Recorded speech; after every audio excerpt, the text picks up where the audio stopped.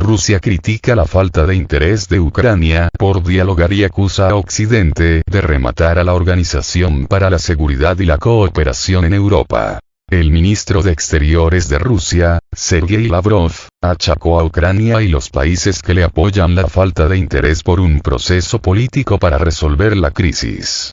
Además, acusó a Occidente de estar rematando a la Organización para la Seguridad y la Cooperación en Europa, OSCE.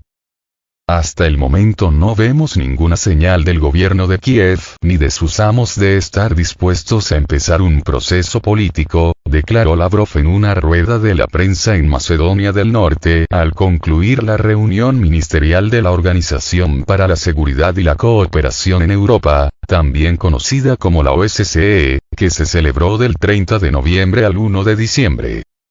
Lavrov subrayó que el presidente ucraniano, Volodymyr Zelensky, firmó hace año y medio un decreto que prohíbe las negociaciones con el gobierno del líder ruso Vladimir Putin y se rehúsa a derogarlo.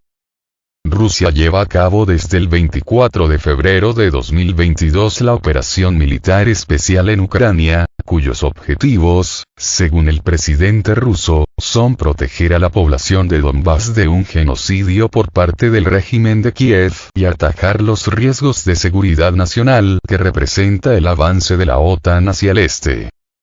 El ministro consignó que las delegaciones de Rusia y de Ucrania consensuaron los acuerdos de paz a finales de marzo de 2022 en Estambul, Turquía, tras varias rondas de negociaciones.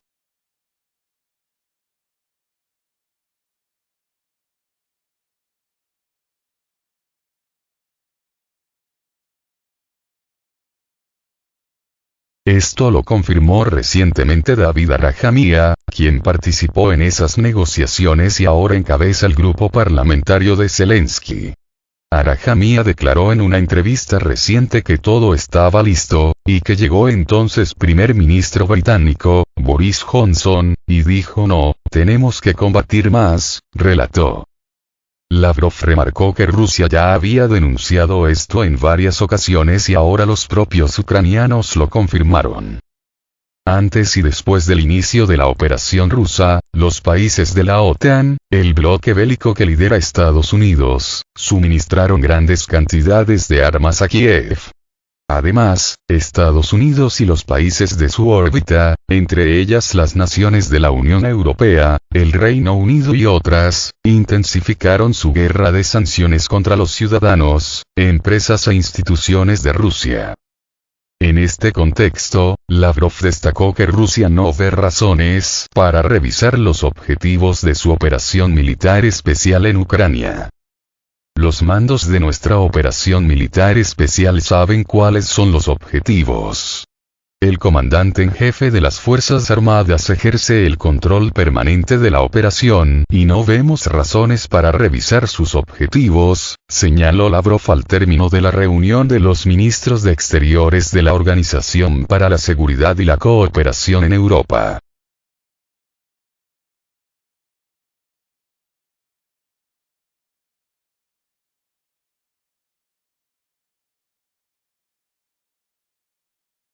La degradación total dentro de la Organización para la Seguridad y la Cooperación en Europa. Asimismo, al ofrecer una rueda de prensa al término de la reunión ministerial de la Organización para la Seguridad y la Cooperación en Europa, el canciller ruso denunció la degradación total de cuanto se había creado en todas las dimensiones de la seguridad, política y militar, económica y humana. Nuestros colegas occidentales no han sacado ninguna lección de su fallida política de destrucción de la Organización para la Seguridad y la Cooperación en Europa. Con un empeño digno de mejor causa siguen rematándola. El 95% de sus discursos de ayer se han centrado en ello, indicó Lavrov. El canciller ruso afeó al jefe de la diplomacia europea, Josep Borrell, y a su homólogo estadounidense, Antony Blinken, por rehuirle y retirarse de Skopje antes de su llegada.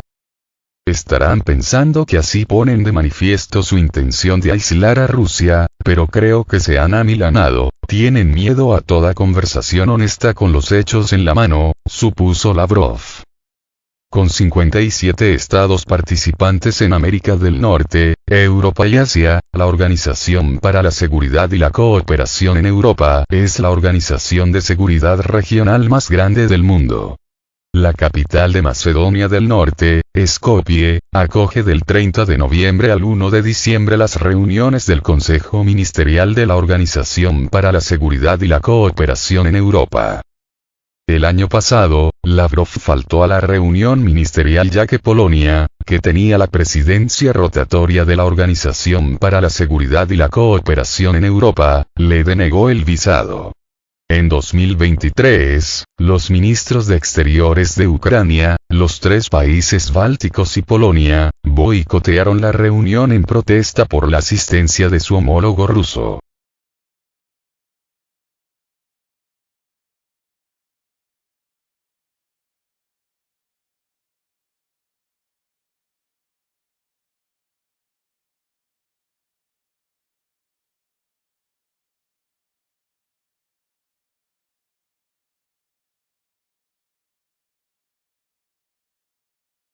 Conflicto en Oriente Medio. En cuanto a la escalada palestino-israelí, el ministro de Exteriores de Rusia sostuvo que el origen del problema de seguridad de Israel es el incumplimiento de la resolución del Consejo de Seguridad de la ONU que estipulaba la creación del Estado de Palestina.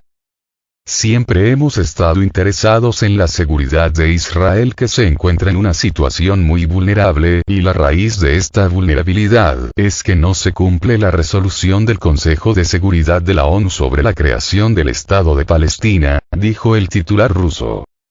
Lavrov recordó también la iniciativa de paz árabe de 2002, en la que los países árabes y musulmanes se comprometieron a entablar relaciones normales con Israel en cuanto se establezca el Estado de Palestina.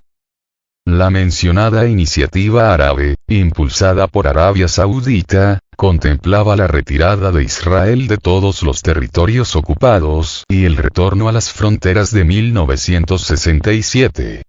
Además, según el documento, Israel debía reconocer la soberanía del Estado de Palestina con capital en Jerusalén Este y establecía una solución justa al problema de los refugiados palestinos acorde a la resolución 194 de la Asamblea General de la ONU. El jefe de la diplomacia rusa advirtió que la situación en la Franja de Gaza es muy grave y adujo datos de la ONU sobre los más de 6.000 niños y 4.000 mujeres muertos por los bombardeos.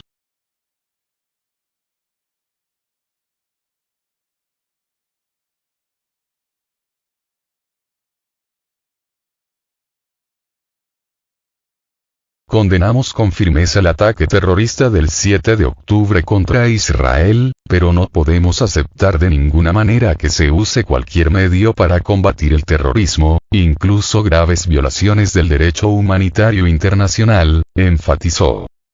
Este 1 de diciembre, a las 5 GMT, expiró la tregua humanitaria entre Israel y Hamás pactada hace una semana con la mediación conjunta de Qatar, Egipto y Estados Unidos. En un principio, la tregua se declaró por 4 días a partir del 24 de noviembre, pero fue prolongada en 2 ocasiones. Primero, por 2 días y luego por una jornada más. En lo que duró la pausa se canjearon 80 rehenes israelíes, en su mayoría mujeres y niños, por 240 presos palestinos sin delitos de sangre. Además, se restableció el flujo de ayuda humanitaria, suministros médicos y combustible a la Franja de Gaza. Minutos después de que expirase la pausa humanitaria, las fuerzas de defensa de Israel acusaron a Hamás de violar la tregua y anunciaron que reanudan las operaciones bélicas contra el movimiento en la Franja de Gaza. La nueva espiral del conflicto palestino-israelí, desatada con el ataque sorpresa que Hamás lanzó el pasado 7 de octubre, ha causado hasta la fecha unos 1.200 muertos y cerca de 5.500 heridos en Israel y más de 16.000 muertos y 36.000 heridos en Gaza, de acuerdo con los últimos datos oficiales. Numerosos países instan a Israel y Hamás a establecer un alto el fuego. También se multiplican las voces a favor de una solución de dos estados como única vía posible para lograr una paz duradera en la región.